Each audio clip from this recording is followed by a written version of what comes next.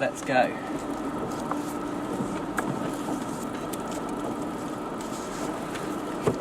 Alright, see you later, boys. Peace out. Right, guys, you are listening to our new BMX podcast. This is called Take Me to Hell.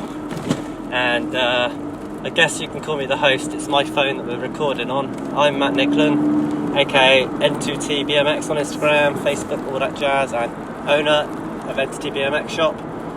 And the inspiration behind this little podcast / chat is I wanted to try and do something different, something that a real BMXer could relate to, rather than trying to dumb it down for the audience. I'm assuming you guys are here because you ride BMX and you like my accent, so that's why we're doing this. And the idea behind this whole chat is to talk about the sessions that we've just had. So years ago we went to this amazing ride-on session at a skate park in Cardiff called Ramp World, and once we finished the session, me and my friend Van, we were staying in a travel lodge, and we got the bikes out of our car, got our keys to the room, got up in the bedroom, and basically we both sat on our own beds, and then we just chat. We just talked about how sick the session was, and 45 minutes later I turned around to him and I said, right, we should have been recording that. So this is probably about 3 years later, and I've decided to try that now. We've got no podcast gear, so apologies for any of the bad sound quality or my mumbling or any of that. But I'm sat here with Wayne Collins. He came on the little trip for tonight's session with me. We've been to Blandford Skate Park. Get on the Google if you want to check it out. It's a prefab skate park. It was super dusty, and so any of the grippy ramps there were actually slippy, but the decks of that park are like ice. So anyway, here's Wayne. Say hello, mate. Hi, guys. And me and Wayne have rode BMX now, let's just say over 20 years probably together, not the years before that. We've rode BMX forever, so this made it a simple way for us to start this chat, and it wasn't like so embarrassing or random. But so anyway, Wayne, how was tonight's session for you? Well, I will agree with you first off on the how slippery the ramps are down there. Yeah. They are definitely something to look out for. But the session is always booming, got to say that. There was a lot of riders down there tonight. Yeah, today was crazy. We're fully aware of the COVID thing, but we're obviously we're always rolling with a strong scene. Where everyone was keeping their distance. Of course, yeah. We were all safety, we all had masks, lol. But yeah, there was a big crew out tonight, and generally on a Monday night, it's called the Monday crew, funnily enough. Load of dudes get together, and usually we ride and prevail. All ages, of course. Our scene has many ages, but we all ride prevail, and tonight was super sunny, the day was lush, so we've all been to Blandford for a change. Sorry, back to your session, Wayne, so let us know a few of your thoughts. It was a good night out. Well surprised to see a little tiny boy at the age of 5 being able to rip up a park. Yeah, that was cool. Yeah, even got shown clips of him doing a backflip. What, a little kid? Yeah, into the foam pit at Vale Skate Park. He threw it like his dad already does it, of course. That's where he gets the inspiration from. It's so funny you just brought that up, because today I fixed my cousin's bike at the shop, and she'd never seen the skate park, so I showed her from the viewing platform. I was like, check this out, and shout out to John Baxter and his little kid Harley. They were at the skate park, and funnily enough, when she looked over to watch, and there's John Baxter making this little kid, he's like 3 years old I believe, ride down the step up at Prevail and then pedal towards the foam pit, and John's chasing him and starts pushing him up the ramp, slips out and eats shit onto his face, and his kid just goes literally flying sideways into the foam pit. It was quite funny. Then no one was hurt, but super dad moment there. That is the way to do it though. You've got to full on send, haven't you, really? You've got to give everything a go, and at that age you don't give any breaks really. You're always growing, aren't you? And what I'd like to throw out there is these dads we're talking about, just these two alone, are both riders. The one that was at Ringwood tonight, that's Leon Walton. He's an old Ringwood local. I guess he's a legendary status thing, rode there forever, did flip whips, all that sort of stuff. Remember him younger? Yeah. Without the facial hair. we like to throw out there that me and Wayne are both in the over mid-30s club, so we ain't complaining about the age, but we've been around the block, you know. And we got tattoos, so yeah, we made sure we covered ourselves. Yeah. So yeah, the one thing that I really like about Blandford is it's just got how big it is. Well, yeah, it's a big skate park, so there's plenty of space, loads of ramps to hit. Yeah. You know, a big variety of ramps, jump boxes, spines. The box, that's the best thing about that park. It's got a beautiful jump box. Yeah. Yeah, it's if you ever want to send something and you got the confidence to actually send it, it just throws you up, doesn't it, really? Yeah, they had a bit of a facelift for the guys that have never rode there. They had a bit of a facelift at the park. They got rid of a bunch of the crap stuff and put in some new ramps, and the jump box there is actually like a double tranny, 5 foot high box, quite a short deck, but it's you've got plenty of pedal space at it. You can pull up on it high. Good one to free. Wayne loves to free it, he's done it. After going to Tottenham? Yeah, we went to Tottenham, yeah. That box there was quite hard. It was a big top, you know, but that place sent you up and forward, so yeah, it's a good one to get that kind of stuff down, I guess. Well, yeah, basically half the skate park's been changed into this like modern setup. It's still quite a old school setup. It's a prefab skate park, you know, and they're the sort of ramps that all us old guys are trying to hold on to, whether they're made of wood or plastic or metal or whatever. Or ice. Or ice, yeah, like, oh god, you hit the nail on the head there. But if they just gave it a coat of paint, like with some sand in it, I'm sure that would do wonders for it, you know. Even let some graffiti artists go down there and do something to it. I've been to Blandford a million times over the past 10 years plus, however long it's been there. In fact, I was at the skate park the day it opened at 5:30 in the morning in the dark. We've done that. So we've got rooms at that park, really, but I'm not a local there, and it's not my place to like mess about. But it's our scene, isn't it? You know, we're always dying to get on the ramps and see what they like, see what they've made. Well, yeah, it's for the scene. But what I want to stress is, any Blandford locals listening to this, please, can you paint it? I mean, even if it means we donate the paint, I'm happy to do that. But for anyone who doesn't know how to do it, just get a can of paint, chuck a little bit of dust or sand in there, not too much, but just enough to make it grippy. Don't use emulsion, that washes off, but paint the decks, and you know, you'll definitely get a high five. I'll happily pay for the paint if you need it. Not the coping, leave the coping alone. Yeah. Well, the right people will paint the ramps, but if the kids want to do it, so be it, man, do it however you want. But yeah, that place definitely needs a lick of paint. Do wonders. Same for Slade's Farm box though. That is, you know, we used to do it when we were young. Just, you know, get old paint from mum and dad, go down there, slap it on. I'm pretty sure we'd look for any paint in the back of the shed and paint the fucking ramp with you. But yeah. So anyway, back to tonight's session. For me personally, I'm just going to throw it out there. Like, I had a lot of fun. I've been really enjoying riding again now that lockdown's kind of come to an end / eased off. For me personally, being in my position, being at the shop, I didn't want to jeopardise things by, you know, riding and hurting myself or doing anything to jeopardise Prevail, because, you know, I'm trying to do good things for our scene rather than being the guy that fucks up having the indoor park for us and all that. So I haven't really been riding a whole bunch. I took a different approach to it. I put a front brake on and played loads of front brake nibbles through the whole of lockdown. So going to a park was nice. But yeah, but to be honest with you, since the doors have opened and I just saw a crew back in the skate park, I kind of was like, I'm done messing about. I just want to go back to my normal bike. You want to have that dreams, go out and meet friends again. Yeah, it's that vibe again, isn't it? You know, like, yeah. When we meet up, we like our riding changes. So when we're not together, I like to flow a little bit. But when me and Matt meet up, we go into this like gibble mode, and it's just doing tech kind of tricks, but we focus in on one ramp. 1 minute it's a tyre tap, next minute it's a tyre tap foot jam, and then more variations come, you know, you're doing 540 taps and foot jam vaders. You know, I go with all good intention, and I love flowing, and I love like doing tricks and stuff, because, you know, it does actually take less effort. But you can't change. But I can't find myself, like, when I want to progress, I end up bloody hopping around on the decks and doing so much tech stuff. And yeah, like tonight just ended up into a full-blown tech session where everybody was trying to add as many points as they could to every combo on the deck. So it was good fun.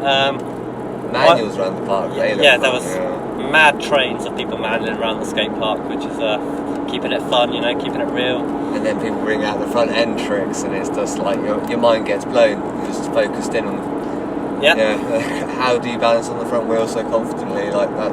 That's not from our gen, but yeah, some guys have learnt it. But yeah, that's like George Batty doing the hang glide around the skate park, craziness. Going just as fast as anyone else trying to manual around the skate park on the back wheel. So if not faster at some point. Oh yeah, but George is good on the front wheel, and he's part of that newer generation where they. I'm not pointing fingers. Balance. He's amazing balance. Yeah, front wheel tricks when I was a kid weren't possible unless you had front brakes and you were Rob Ridge. But now kids have grown up watching that, and the front wheel thing is more achievable. And there's also a bit of a scene back then. Everyone grows up in the scene-like thing, don't they? Yeah. Like you have your favourite riders, the way how they run their bikes. So went for the scene of no seat posts, low front ends. Well, we had no choice in that because bars were very low.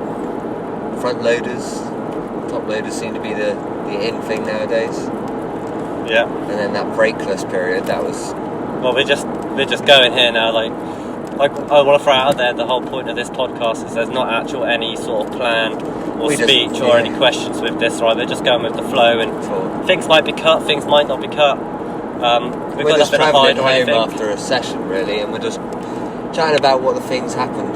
Yeah. What cool. But obviously how conversations spin off when we start talking about mid-school BMX or old-school BMX and brakeless riding or whatever. But there's so many different guys down there. There were the brakeless ones, the ones with brakes, front brakes as well. Yeah, front brakes have made a good comeback around this part of town anyway. Yeah, that manual to front brake stall was pretty cool. Yeah. I was just hoping for his feet to come off as well, Rob Ridge. That's a shout out to Dan Vaughan there. He did a manual and nose pick on the deck when we were having our jib sesh, which was sweet. He's new to the front brake thing, and it's nice to see he's really good at foot jams. So I kind of heavily persuaded him to get front brakes because he could probably bring some magic to the table, you know. I think that if Coco didn't have such a bad neck, we would have seen a little bit more as well. Shout out to our boy Ian. Well, Ian Lake, aka Coco, aka Crashy. He's my homeboy, and I love riding with that guy. It's the complete flip reversal to my riding style. I like low and slow and little ramps and pumping around, keeping it smooth, whereas Coco loves to pedal. He loves to jump on the biggest obstacle at the skate park, and he likes to fall off of it a few times too. So bless him, he's suffering with a bad neck tonight. But it's still good he came down and he's still got on it, and he's got the front brake, so he's trying to learn new things. And as much as he hates nibbling on the free foot, he was on there, wasn't he? Yeah, he gave it a go. Yeah. You see he wanted to play on the quarter at the other side, that big 5. Yeah, well that's why I went on the mini ramp. But then obviously you're battling with the ice, but that whole skate park's a bit like a resi, isn't it? So the fact he's doing it on the ice is like pulled, real. Steve B. Yeah. Doing manuals, bar spin manual, wasn't it? Trying that on there. Yeah. It's like, he did bar spin and manual on the mini ramp, clean. I also saw him do bar spin with the feet slipping off and the old shinner going on. Yeah, but he's got a lot of old school tech as well, hasn't he? Like when we started jibbling that tyre tap, and he was grabbing his cranks trying to spin them round. Yeah. Even threw a bar spin in there at one point, I think. He'll be proud if I said this now, because he doesn't care either, but he loves doing the creative dork style of riding. He did land something really weird, like it had X up in it at the end. It was in a tap. But So he did a rocket tap, yeah. half bar. Then I believe he actually went half bar, back the other way, and then back to the pedals, hop X up into the mini ramp.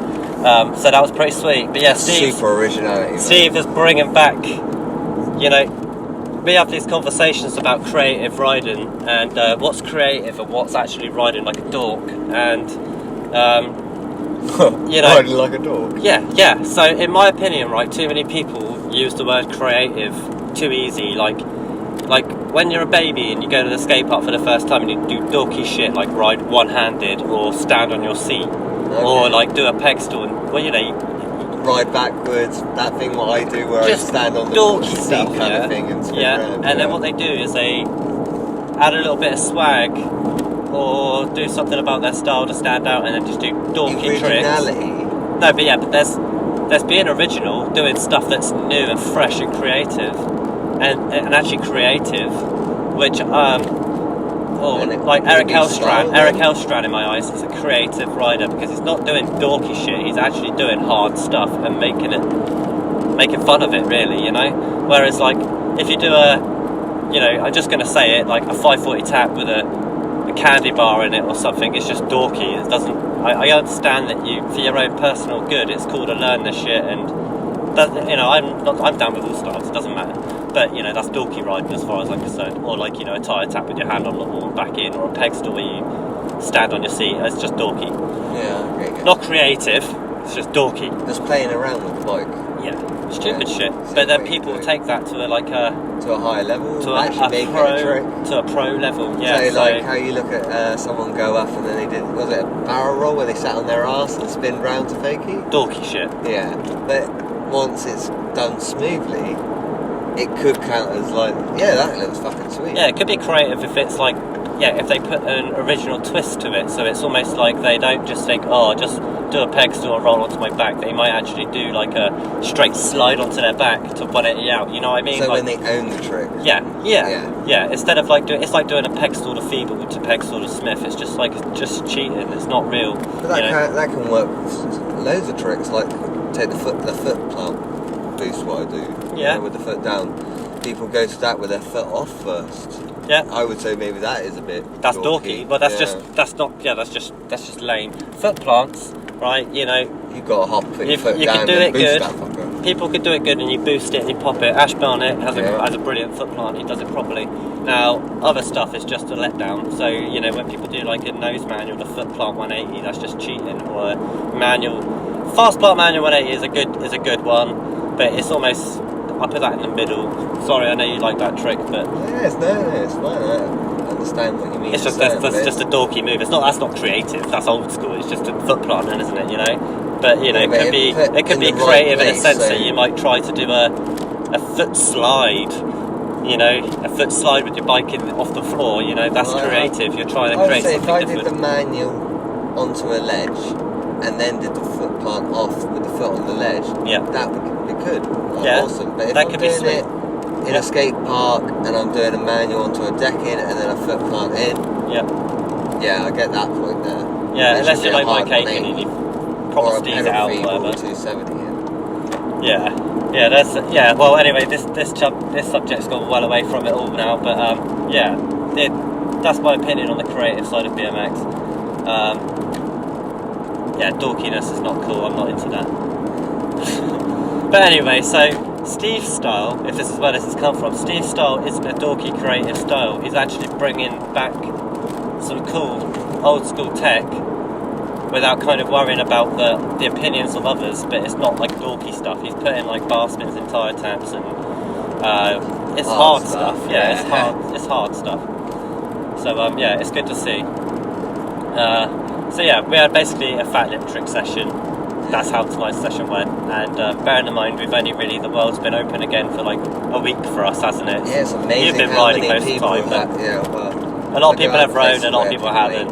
Yeah. So it's almost like people are getting the muscles back in their body, and you've got to relearn the manuals. Yeah, muscle memory. It's amazing what certain people have with certain tricks. Like they can one bang that trick because then they remember it, but they come back for a tie tap and they can't. Just currently being undertaken by an Argos driver. He's a good dude. Well, they got that license plate. It's cool for. How's our driving? PJ20NF. Oh, mate, whatever. Yeah. You need to get a driving lesson, mate. Man. He's probably pissed because I went past him on the other road. No, because that car slowed down in front of him. He couldn't overtake him. You're already trying to overtake him. The joys of driving back after a road trip. Currently, it's 9:15. It's not actually that late, but it's dark, so the roads are quiet and everyone's on a mission, aren't they? They just want to get home faster. Yeah. All part of the fun, though. Yeah. Well, a really good session tonight, just to be able to go out and have that ride, see people. It's There's nothing better than riding with people at a similar standard or above your standards, because then you're going to learn more stuff. I'm going to flip this around and say that, like, you spend, lockdown is a prime time when a lot of people went out and started doing self-filming, you know? Self-progression. Yeah, or riding on their own. Now, that's something I've done for years, because of just the fact that I wanted to go and get shit done, get it filmed and not be in anyone's way or hassle anybody. or often you go into a street spot and no one else is out riding, so you just start self-filming.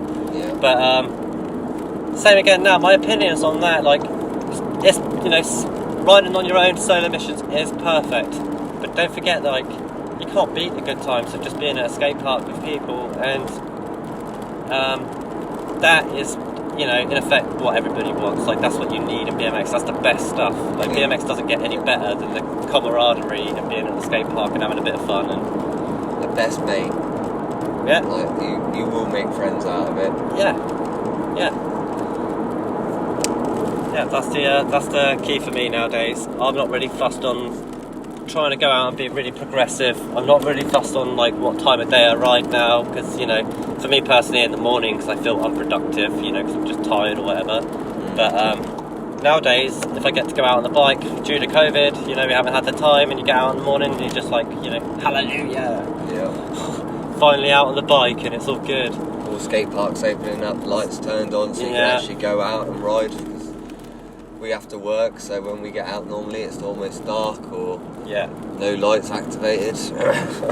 Yeah, they turned off all the lights at all of our local parks that are outdoors, so you know, any night, well, people didn't all necessarily work during lockdown, did they? But we did. We work at bike shops, so we were still working, doing repairs, making sure people were getting to work and stuff like that. So finding the time to actually ride afterwards was really hard, because it'd be dark or it'd be bloody cold or wet. It's been really cold 2021. Looking at bikes all day and you can't ride them. Yeah, it's nothing worse. So the world's just sort of started opening up, and we've been out on the bike a few more times recently, and you just start, like, going back to your roots, start learning relearning a few of the old tricks you used to do, or your staple tricks that you like to do every session. You just get them done. Get comfortable. And that's where we're at now, and it's been really good times. And I believe, so today's Tuesday, right? Well, no, it's Monday, of course. It is Monday, crew. My next session is Thursday, and I'm super excited for that, because I've booked the day off work for it, and me and Steve and Lee Panch, possibly a few others, we're going on a little Swanage road trip. So we're going to hit Wareham Skate Park, I believe, and Wall Skate Park, and Swanage Skate Park. Very nice. You know, with chips on the beach as well, and probably a bit of a street cruise.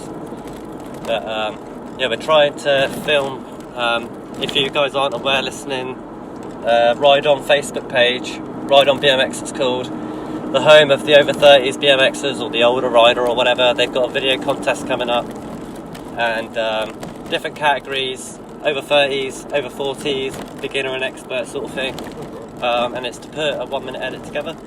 Really? Yes, so like a 1 minute run, or a collection of your clips. Obviously you've got to do legit stuff, but I'm not sure what the prices are. I believe 4 Down and Ian Morris, are donating the prizes, so a bunch of S&M goodies, United, things like that. Alright, nice. So me and Steve have both said to each other that we would film each other and try to make something happen. Well, you're going to have to show me what app I can get to make an edit then on my phone, because I've got all these clips and I haven't got an editor. How am I going to send that out? Do you have an Apple phone? No, I have something else. I think it's Android or something. Android, yeah. So you need to go on your app store, and if you just type in video editing software, I'm pretty sure they'll spring up with a whole bunch, and you'll see a lot of them that will be free. Just go by the ratings. If it's got a good star rating on it, this applies to anybody who doesn't know how to do video editing. Just go on your app store. If you don't already have a video editing software, Apple comes with iMovie. That'll be on your phone, and it's perfectly good for making videos. You want to film on your phone landscape as well for iMovie.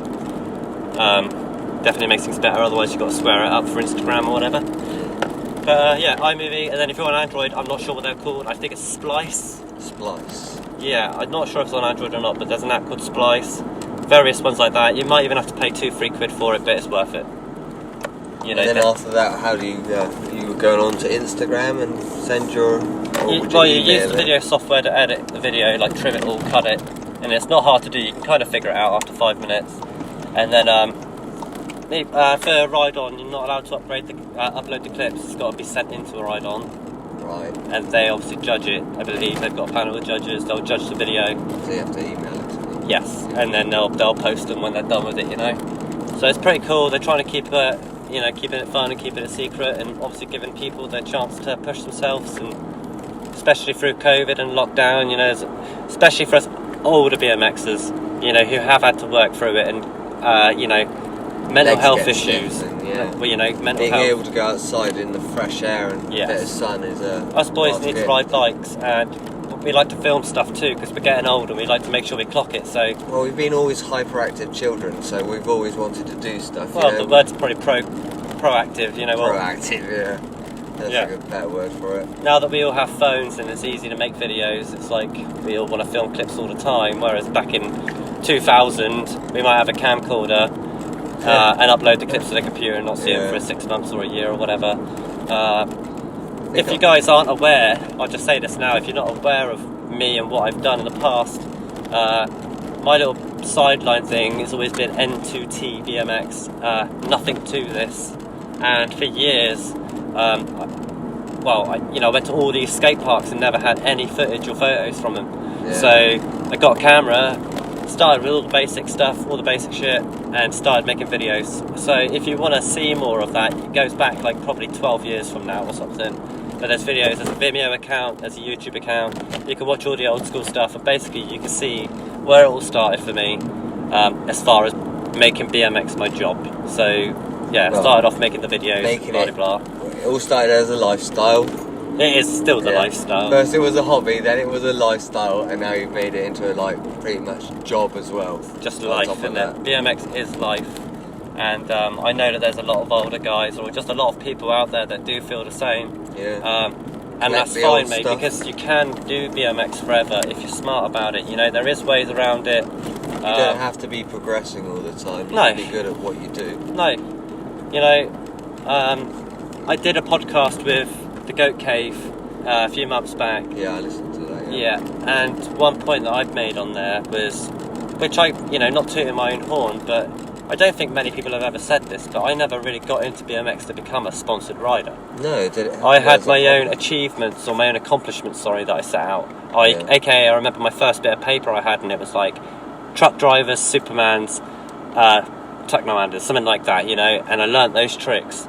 And once I learnt them, I was like, well, I need to upgrade the list, And I kept taking it until I pushed myself to the point where I was 25 years old or whatever, and I was hauling ass at skate parks and nothing was an issue. We were riding hard, sick every day, Well, you got me into it, and I didn't really fully know BMX. I brought it as a bike, and then you started showing me the tricks, which I knew that you could do on these kind of things, and I was going to try to drop in.